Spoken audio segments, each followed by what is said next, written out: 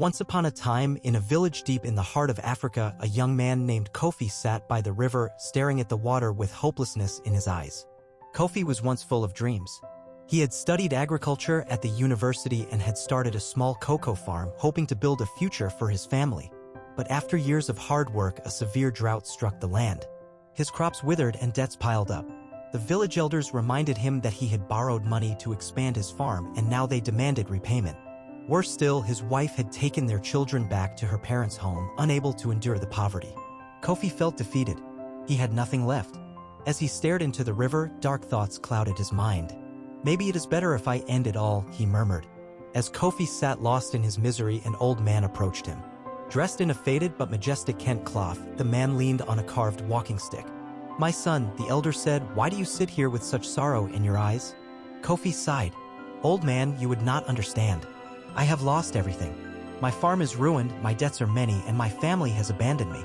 There is nothing left for me." The old man nodded, stroking his gray beard. "I see. But tell me, do you believe that a man's wealth is only in his farm and his money?" Kofi looked up, confused. "What else is there?"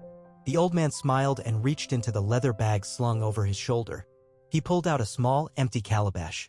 Handing it to Kofi, he said, "Take this. Inside it is great wealth. Use it wisely and return it to me in 1 year." With that, the old man walked away, disappearing into the trees. As Kofi held the calabash in his hands, something inside him shifted. Perhaps he had not lost everything. Instead of drowning in despair, he made a decision: he would try again. The next morning, he went to the village chief and asked for permission to work on an abandoned piece of land near the river. The chief agreed, and Kofi began clearing the land. Unlike before, he worked with a different approach. He sought advice from experienced farmers, learned new techniques, and planted drought-resistant crops. He didn't wait for luck, he adapted and worked with what he had. Other villagers saw his determination. Some, impressed by his hard work, offered to help. One neighbor gave him seeds, another lent him farming tools. Slowly, his land flourished again. With time, his financial troubles eased.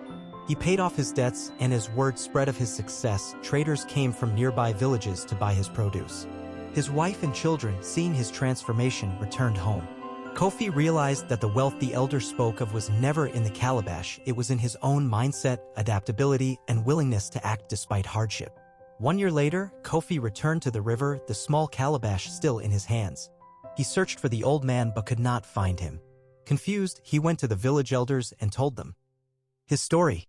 The elders listened carefully. Then the chief, an old man himself, smiled knowingly. "Kofi," he said, "there was never wealth inside that calabash.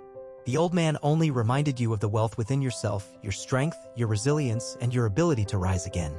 Kofi looked down at the calabash in awe. It had been empty all along. Yet it had changed everything, not by magic, but by shifting his perspective and pushing him to take action. Life will test us with struggles and failures, but our true wealth is not in what we own, it is in our mindset, adaptability, and ability to act despite hardship. Just like Kofi, sometimes all we need is a reminder that we already have what it takes to succeed.